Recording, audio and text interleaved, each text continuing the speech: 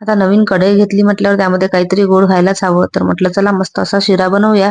तर त्यासाठी ना इकडे गॅसवरती कढई ठेवली होती. त्यामध्ये मस्त तूप टाकून घेतलं आणि तूप गरम झाल्यानंतर लगेचच रवा टाकून घेतला आणि छान मिक्स करून घ्यायचा आहे. आणि ना मी साईडलाच गरम पाणी करत ठेवलं होतं, त्यात टाकायचं होतं म्हणून. तर गरम पाणी इकडे टाकून घेते आणि मग साखर पण टाकायची आहे, जसं आपल्याला गोड हवं तसं. आणि काजू बदाम कापून टाकलेत. मस्त असा शिरा रेडी झाला होता आपला. एकदम मऊ मस्त झाला होता. नंतर मग मी सईला पण देऊन दिलं इकडे खाण्यासाठी. आणि दुपारी काही माझं शूट घेणं झालंच नाही, डायरेक्ट रात्रीच शूट घेतलं.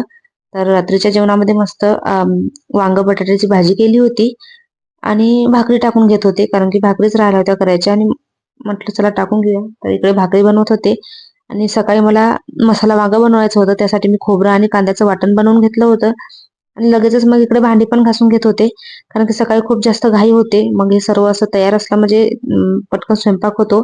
तर म्हणून मग इकडे किचन वाटा वगैरे क्लीन करून घेतला आणि ना रात्रीच्या जेवणात असं काहीसं मस्त साधं सिंपल जेवण होतं आणि खरंच घरचं जे जेवण ते घरचं जेवणच असतं, खूप भारी होतं.